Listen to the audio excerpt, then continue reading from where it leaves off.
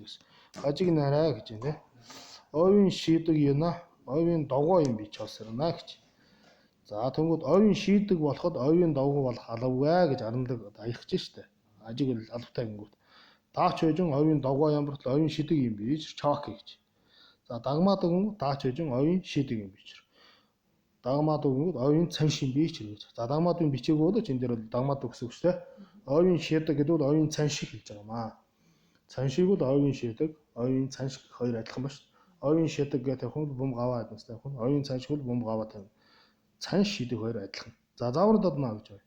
За даач хожин овийн догоо маямбартал овууд нь тадад юм бич.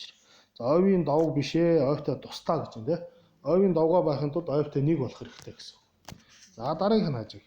Овийн дондог болоход овийн догоо юм би чав гэж хэлдэг гэсэн юм те. Овийн дондог юм аа, овийн догоо юм би чавсарна гэж. Донжид нуваач гэж.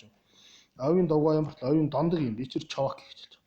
Донжид нүвд овийн догоо биш, овийн дондог юм аа гэж арандаг хайж ин те. За дагмаад гэсэн юм. Овийн дондог биш гэж хажиг. Донжид нуваач гэж овийн дондог юм бол овийн цанд юм би чир. Тэгэхээр овийн цанд гэвэл донжид нүв, овийн дондог гэвэл донжид нүв бол байхгүй те. Овийн дондог их овийн цанд хоёр адилхан. За заавар татнаад донжид нүва овийн догоо маямбарт овоод нь жиг маяг гэж. Овьтой нэг болохын тулд овьтой овийн догоо болох хэрэгтэй. Овийн догоо болоход овийн жиг болох хэрэгтэй гэсэн. За энэ хажигуд бол ийм учиртай ах нь. За энийг ингээд сайн бодоод ингээд аранлаг хажигаа бодоод ингээд яачих хэрэгтэй.